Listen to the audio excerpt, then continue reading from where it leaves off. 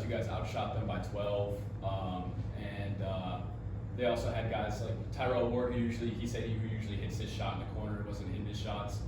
Is there anything you'd want to add to that statement of things that you thought you could have done to win that game? And can you talk about NC State more as an opponent and how good they are? Yeah, I mean, taking more field goals than our opponents is a big deal for us. Now, in that game, it's a little bit skewed because we put them on the foul line so much, especially the last 9 minutes of the game. I mean, that was the difference. We had taken 16 free throws, they had taken 18 free throws with just over 9 minutes to go, and then it ends up 33-18. Like, you know, so that's going to skew the attempts for sure. But for us, it's really about taking care of the ball, limiting turnovers, which we did. 12 against that team. I can live with 12 against that team. Our opponent's offensive rebounds. Our offensive rebounds, we got 12, good. We probably could have gotten some more. We definitely started off the game the right way and set the tone the right way with that. And they made an emphasis to make sure they kept us off. That's why they played two bigs, which they had not done. But now all of a sudden, you know, they're playing two bigs in the game. But then their offensive rebounds. So that's one way. Like that number should have been separated even more, to be honest with you, because we should have been able to keep them off the glass a little bit better. So that's something we know we need to continue to improve on. You know, like what I just said, like that's been one of the challenges. We've talked about the two areas where I look at it right now and say, all right, we're just a little bit below where we need to be, is our turnover percentage and our opponent's offensive rebounding percentage. If we get those numbers back to about even, then we're talking about, hey, maybe in that game we take 20 more shots. That's probably a win. Did you like the pace, your offensive pace in that game Monday night? I did. It's funny because it was more possessions than I thought. It was less possessions, I think, than most people would have thought going in. In the flow of it, I thought it was more possessions. You know, it came out and I was like, oh, that was more possessions than I thought it was going to be. Just because we weren't as aggressive with our pressure, trying to keep them, you know, in front of us, making sure we weren't in scramble situations. When we did that, we did a really good job defensively. The times where they were able to get by us initially, whether it was in the full court or the half court transition or whatever, that's when we were in trouble. When we kept them in front, I thought we really frustrated them, to be honest with you. So that was a real key. So we weren't as aggressive pressing, trapping. They weren't as aggressive with their pressure trapping. So I would have thought going in, okay, this could be a 80-plus possession game. In the flow of the game, I probably would have said, oh, it's probably like high 60s and ended up in mid-70s. So, yeah, I was good with it. You know, I thought it was the right tempo, the right pace. We got a little stagnant in the first half with some of our offensive possessions and kind of settled for some shots that I don't think we needed to. You know, but for the most part, we got some pretty quality shots. In the first half, we just didn't make as many. We got some great looks that I'd sign up for. You know, 24 threes in the first half. I would have signed up for probably at least 20 of them again. You know, they were the right shots. They were the shots they were trying. You know, they were taking away certain things, and those were the shots that presented themselves, and the right guys got them. What did you think of Terrence's game Monday night? Yeah, I mean, that's Terrence, right? Like he's you know, he's a high-level shot maker, and he's fearless, and he's a worker, and he does all those things, so he's got a lot of confidence. We have challenged him on the defensive end, and he's been stepping up to that challenge. You know, I think him and Tyrell are probably the two most improved on that end that have shown, okay, you know, early on it was like, all right, can they guard? And then it's, okay, yeah, they can. Now we got to make sure we light that fire every possession so they stay engaged with that. But yeah, I mean, he got great looks, great, you know, great shots. We found him, you know, a number of times in the right spots, and you know, I want him taking as many good open threes as he can get. He should take. Barry had an outstanding game.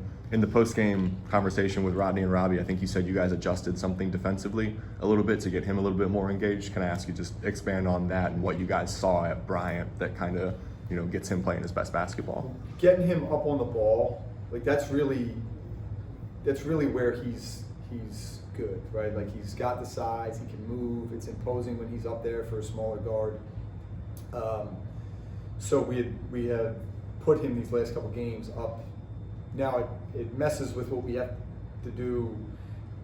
That team last year had some positional size. You can move guys around a little easier. It didn't really matter. Like, all right, he's on the ball, and this guy can guard, 4-man or whatever. With us, it's a little different with Nick and Brandon up there starting because they're good on the ball, right? So like Nick was really good on the ball against Utah State and caused some problems up there. But again, like you got to make decisions that are going to help everybody and everything. And in some way, it helps give Nick a little bit of a break. He's still up there a lot, but now you're not asking him to, hey, push the ball down the floor for us and get up and guard 94 feet. And oh, by the way, you're like 6 months removed from your high school graduation, right? So playing against, they had again like guys that have played 100+ games, in their backcourt. So, so putting Barry up there kind of gets him going. Now we switched it quick once we saw his size was going to be more effective on Williams.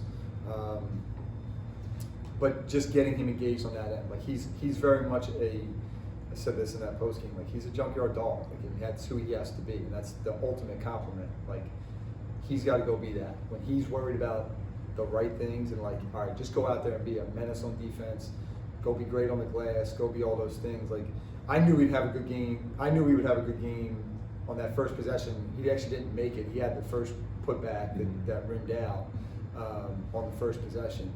Once he got that first offensive rebound, I'm like, okay, yeah, he's here, he's good, right? And then it flows from there for him. Has your response from the guys been following 2 early losses? I'm sure it's kind of a young team trying to find their identity. That it would be easy for them to get down on this. No, they're good. I mean, they show up. The talk is good. I mean, I said it in that Utah State game, like down 18, and the talk in that huddle was, I was like, this team's got something. And again, it's one of those things you have to go through and play certain level games to find out, right? Like there are teams right now that people are talking about that have faced no adversity, and they're like, well, that team's pretty good, and you're like, all right, well, what's their resilience? Because that's ultimately going to be the sign of success. Not, hey, yeah, we beat these teams we're supposed to beat, but so we've had to face some adversity, and we had to show some resilience. And I wasn't sure of that. Like that wasn't something that I knew in July. I'm like, oh, this team's got that. Like I didn't know. But then when we got into these moments, you're like, all right, like there's a little something there. So no, they've shown up. They've been great. They continue to work. They continue to show up. And we had a really good day yesterday with film. We had a really good day on the court and getting the recovery lift to the point where, like Bruce said to me, the guys that didn't play, kind of the lower minute guys, he came up to me afterwards and said, man, they were unbelievable on waiver.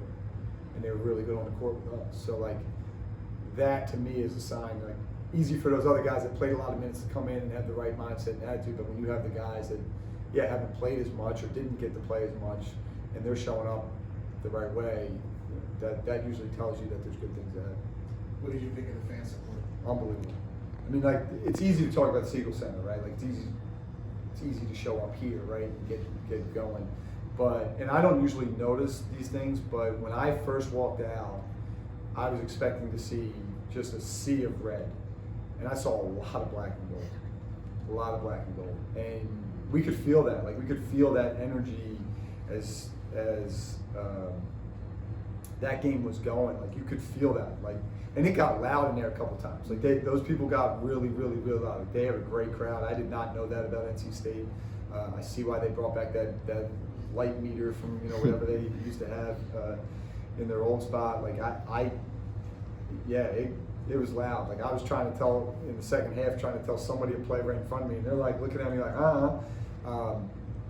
so that was cool. But like when we got going, you could feel our fans. You could feel it, and when I watched it back, you could feel it. Watching the tape back, like you could hear it and feel it.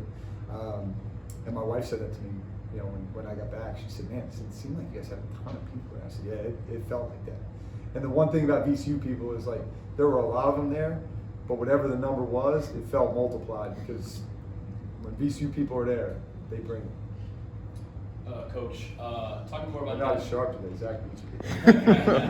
I'm wearing a full suit on Saturday. Purity cleaners, you must have a purity cleaner. I'll be back Saturday.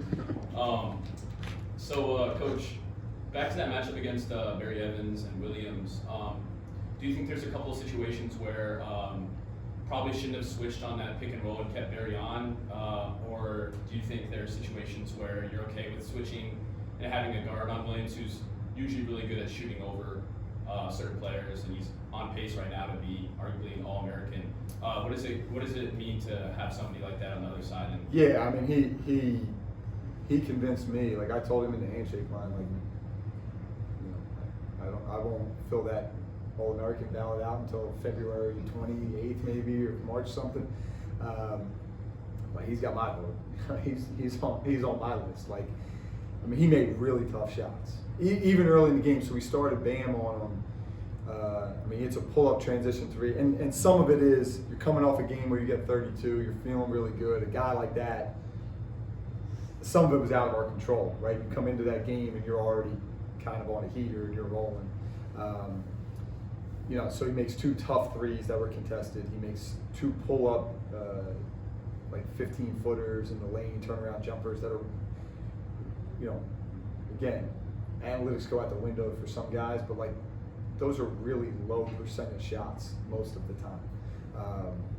You know, and then we made the adjustment and put Barry on him, and you know, he did a good job at the same thing. And he, you know, it wasn't for lack of effort on him. It wasn't for lack of scheme. It wasn't for lack of anything other than sometimes that guy's just really, really, really good.